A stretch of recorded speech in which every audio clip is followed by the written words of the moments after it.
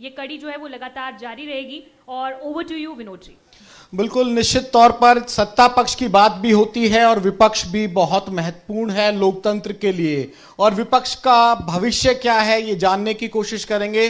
Panel बड़ा interesting बन गया है क्योंकि दोनों ही राजनीतिक दल को रिप्रेजेंट करने वाले लीडर्स हैं, अब विपक्ष में हैं। कुछ दिन पहले अगर मिले होते तो गुप्ता जी शायद सत्ता पक्ष की तरफ से और कहें दिल्ली के सत्ता पक्ष की तरफ से होते, लेकिन अब प्रदेश अध्यक्ष हैं जो आम आदमी पार्टी के, वो दिल्ली में विपक्ष हो चुके हैं। तो आप दोनों से सर बहुत बहुत स्वागत के साथ पहला सवाल मेरा हरियाणा को लेकर चौधरी वीरेंद्र सिंह जी से है। विपक्ष हरियाणा में है तो कहां है, और अगर है तो नेता प्रतिपक्ष क्यों नहीं है? देखिए, एक तो आपने पैनल ही गलत बनाया और फिर सवाल ही गलत पूछा है। मैं और गुप्ता जी बड़े दोस्त हैं और नेता प्रतिपक्ष की जो बात कहते हैं क्यों नहीं बनाया, वो भी मेरे मित्र हैं। तो तीन आदमियों के हटके कोई सवाल पूछोगे तो ज्यादा अच्छा लगेगा। आप दोनों जो मित्र थे इसमें ये भी बात चलती थी, ये मित्रता अगर हरियाणा चुनाव में हो जाती तो नतीजे अलग हो सकते थे। जो कांग्रेस ने काम किया दिल्ली में आम आदमी पार्टी के साथ, आम आदमी पार्टी पर ये कहते हैं कि हरियाणा में ये काम कांग्रेस के लिए किया, तो जो आपकी दोस्ती थी उस दोस्ती को आप लोग सिरे नहीं चढ़ा पाए। दोस्ती का मतलब ये नहीं होता कि चुनावी गठबंधन करें। चुनावी गठबंधन किसी सिद्धांतों पे और एक व्यापक रूप से सहमति से बनता है। ऐसे नहीं बनता कि हम मित्र हैं तो बन गया, ऐसा नहीं है। लेकिन ये ज़रूरी है कि कहीं ना कहीं सहमति की बात जब आती है तो उस पर विचार विमर्श के बाद ही, आपको पता होगा कि पार्लियामेंट में हमारा समझौता था और हरियाणा में भी उसकी आपको झलक नज़र आई होगी कि आप पार्टी ने बहुत बढ़िया चुनाव लड़ा, गुप्ता जी उसके प्रत्याशी थे। लेकिन चुनाव खत्म होते ही आप पार्टी ने ये कहा कि अब हम अकेला चुनाव लड़ेंगे दिल्ली का, अब हमारा इंडिया गठबंधन के साथ चुनाव लड़ने का कोई इरादा नहीं। आप जवाब दे दीजिए मेरी इस बात का कि क्या आम आदमी पार्टी कांग्रेस के साथ होती हरियाणा में और दिल्ली में आम आदमी पार्टी के साथ कांग्रेस होती तो नतीजे डिफरेंट हो सकते थे, और विपक्ष ना आप सत्ता पक्ष के सवाल पूछे जाते आपसे? देखिए, ये बात बिल्कुल स्पष्ट है। इंडिया गठबंधन हुआ, इंडिया गठबंधन के तहत लोकसभा का चुनाव लड़ा गया और बीजेपी को बैसाखियों पे लाके खड़ा किया। हरियाणा के अंदर जब हरियाणा विधानसभा के चुनाव आए तो कहीं ना कहीं हमारे भरसक प्रयत्न के बाद भी उस इंडिया गठबंधन को क्षेत्रीय लेवल पे आगे नहीं बढ़ाया गया। आप लोगों की तरफ से प्रयास सीरियस था? पूरा प्रयास था। तो आज नाम ले दीजिए ना, अब तो चुनाव बीत गया, बहुत बात हो चुकी, आगे बहुत पानी बह गया। ये तो कांग्रेस की तरफ से चूक रही या आम आदमी पार्टी की तरफ से? आप लोगों ने बहुत ज्यादा 100% कांग्रेस की तरफ से चूक रही। मैं संख्या की बात यहां पे नहीं करूंगा।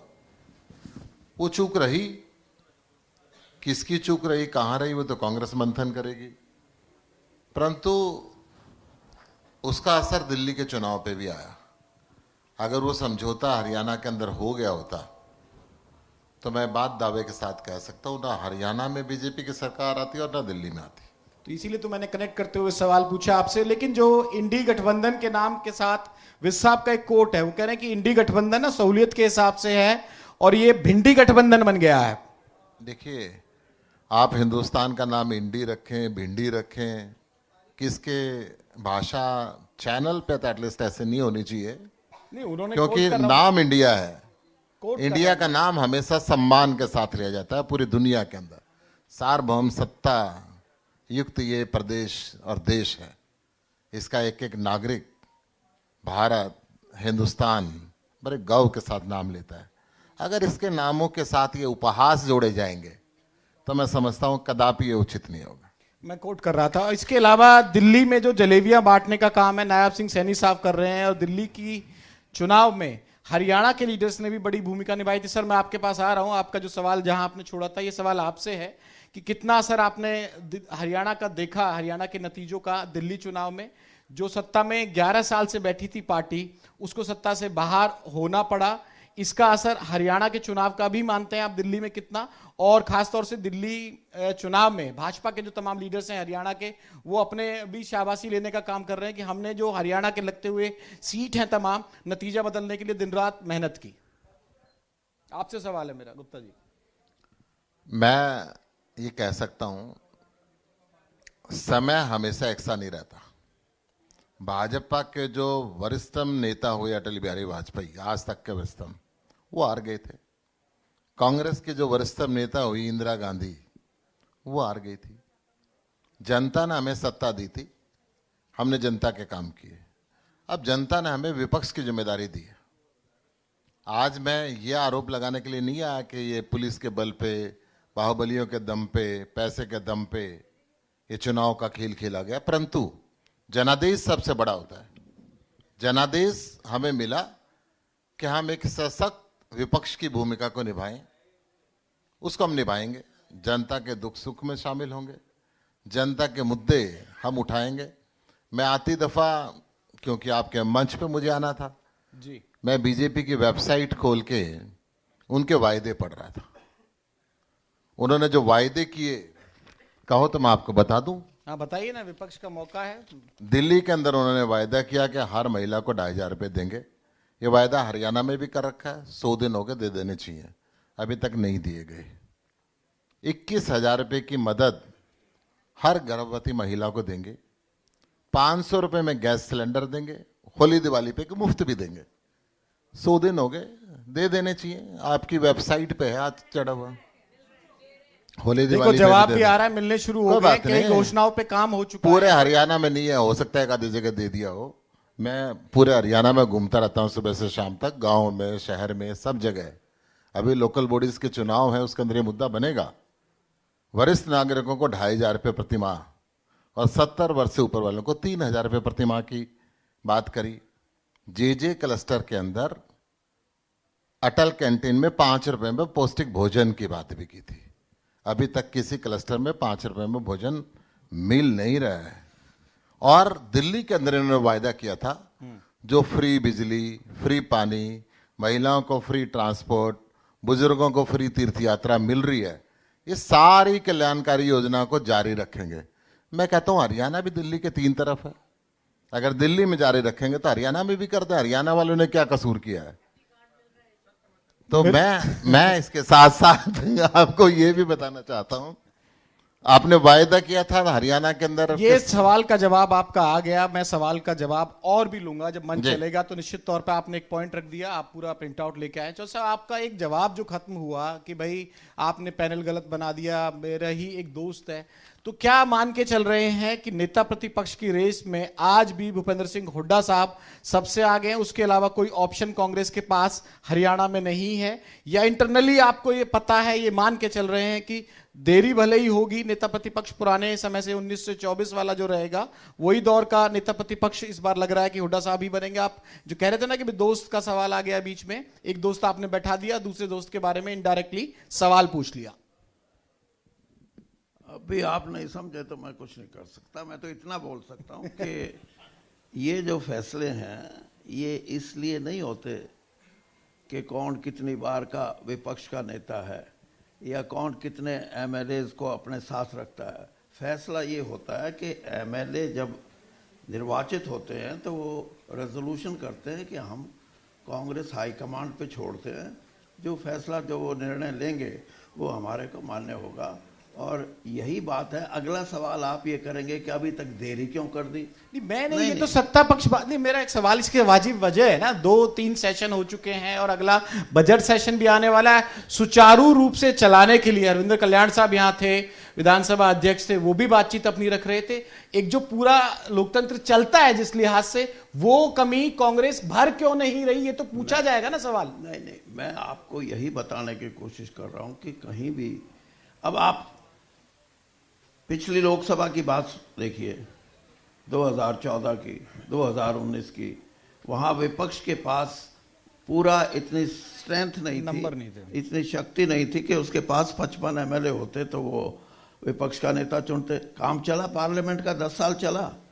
तो ये जरूरी नहीं है ये आपने देखा होगा कि बर्तानिया के अंदर, इंग्लैंड की पार्लियामेंट में भी ऐसा प्रावधान है कि शैडो कैबिनेट बनाई जाती है। ये बातें तो एक आप मिनट कोट सुन कर लीजिए, सकते हैं ना, सुनो लेकिन ना सर ये सवाल तो आप- पूछा जाएगा नहीं। नहीं।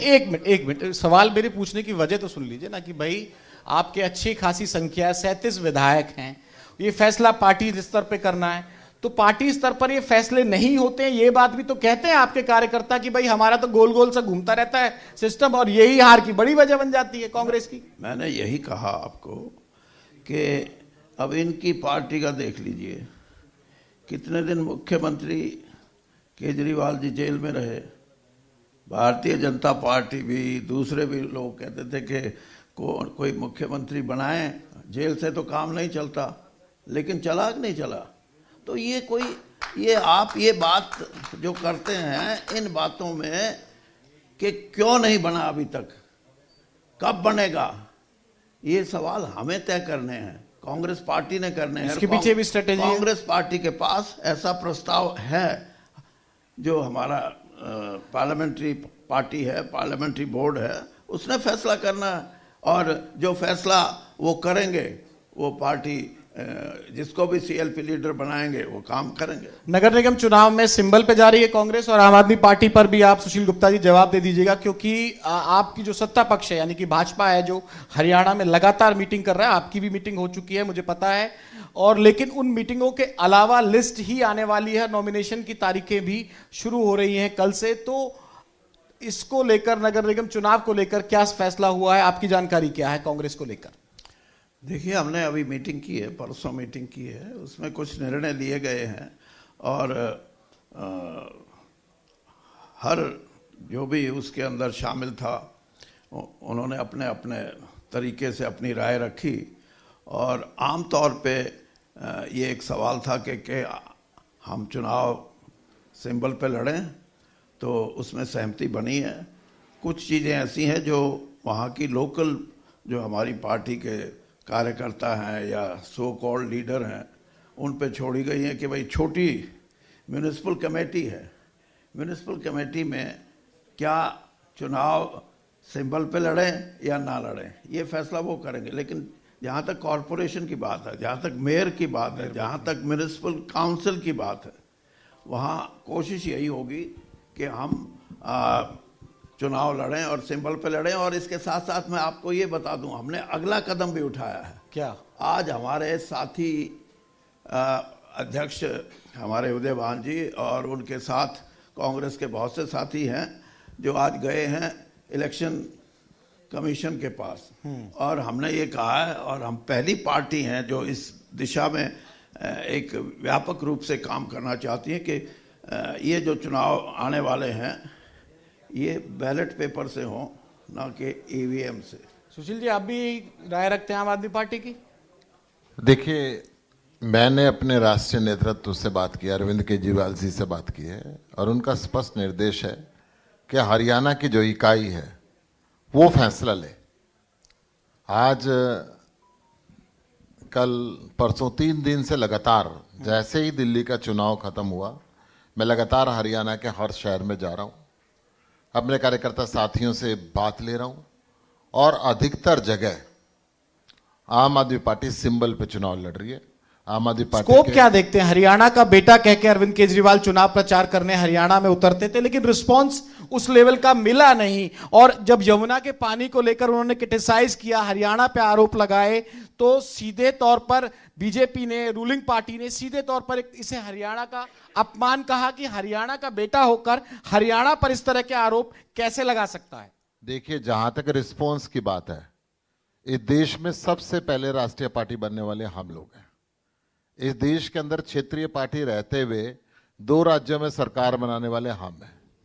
इस देश के अंदर दिल्ली और पंजाब की सरकार के अलावा जम्मू कश्मीर में, गुजरात में, गोवा में हमारे विधायक हैं। दर्जनों राज्यों के अंदर हमारे चुने हुए प्रतिनिधि हैं, मेयर हैं, जिला पार्षद हैं। यमुना वाला मुद्दा गलत मैं आपको दोनों पहले का सवाल का जवाब दे, दूसरे का भी दूंगा। यमुना, गंगा इस देश की लाइफलाइन है। उनको हम नदी नहीं मानते, माता मानते हैं, पूजा करते हैं।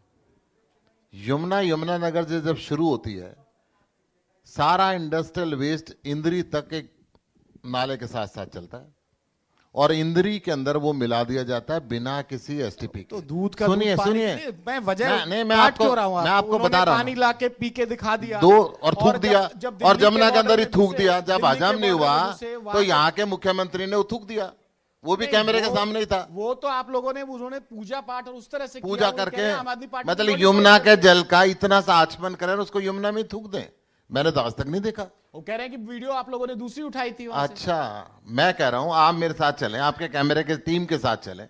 अगर इंद्री के अंदर सारा इंडस्ट्रियल वेस्ट खुला ना पड़ रहा हो, पल्ला में 16 तारीख को भंडारा हो रहा है, पता है दहीसरा में आपको? ना पड़ रहा हो, मैं आपको पानीपत की, सोनीपत की और करनाल जिले की तस्वीरें आपको भेज दूंगा। साफ करने की जिम्मेवारी तो केजरीवाल साहब ने भी उठाई थी, उन्होंने नहीं, माना अपने सुनिए। चुनाव के दौरान ही कि भाई हाँ मैं फेल हो गया यमुना को लेकर जितना बिल्कुल काम- बिल्कुल हम ये ना मैं हम सवाल जो मेरा मूल मैं था कि ये आपका- मुद्दा मैं आप- उठाना मैं क्या आपके सवाल का जवाब दे रहा हूँ, क्योंकि उसको आप सुनो, आप प्रदेश पूरा अध्यक्ष हैं पूरा तो हरियाणा सुनना, के। पूरा तो सुनना पड़ेगा ना जी। जी जी अगर आपने सवाल किया जवाब भी पूरा सुनना पड़ेगा। बिल्कुल सुनाइए।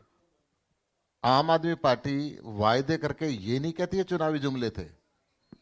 अरविंद जी ने कहा कि मैंने वायदा किया था यमुना के साफ करूंगा, 2 साल मेरे को जेल में रखा, 2.5 साल कोविड हो गया, मैं नहीं कर पाया पूरा, इसका उदाहरण मेरे आगे पास करूंगा पूरा। SYL की जब बात आती है पंजाब का कुछ अलग स्टैंड होता है, पंजाब से निकल कर आना था, आप लोग बहुत हरियाणा में अलग बहुत बात करते सही हैं, बात दिल्ली है। में अलग बात करते हैं। मैं जब ये pollution- समझता इसके हूं। उदाहरण है, सुनिए ना, मैं इसलिए ऐसे नहीं कह रहा, इसके उदाहरण है। जब पोल्यूशन की बारी आती थी पहले, जब आप लोगों की सरकार पंजाब में नहीं थी, ये सवाल है, सत्ता पक्ष कहता है कि भाई आप लोग तो ऐसी राजनीति करते हैं जो आपको सूट करती है। जब पंजाब को आप लोग दोष देते थे, अब सिर्फ हरियाणा को दोष देते हैं। जब से पंजाब में सरकार बनी, ये मुद्दे आखिरकार कितने हावी रहे कि हरियाणा में मैं भी नुकसान आपको हुआ और- विनोद जी ये बता दूं ना, हम हरियाणा को दोष देते ना पंजाब को, हम सरकार को दोष देते हैं।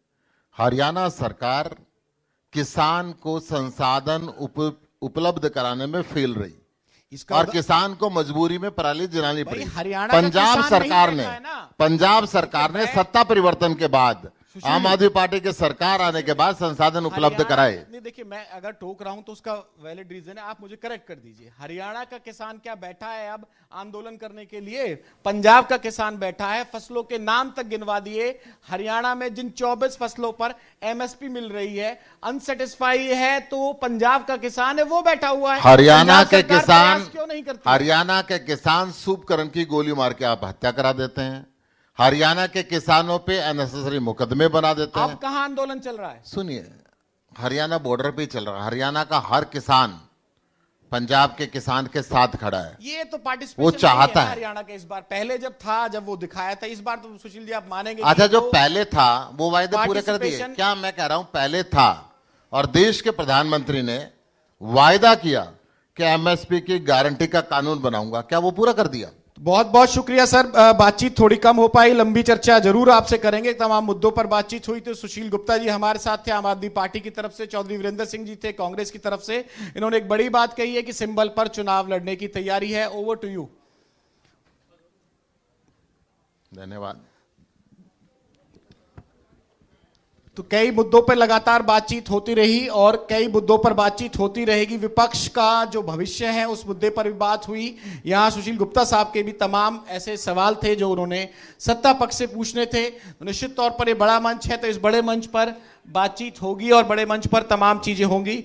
फिलहाल आप हमारे साथ जुड़े, आपका बहुत बहुत शुक्रिया। विपक्ष का भविष्य क्या है, दिल्ली को लेकर भी बात हुई और हरियाणा को लेकर भी। तो इंडिया न्यूज हरियाणा का मंच कार्यक्रम लगातार, मैं चाहूंगा सर आप 2 मिनट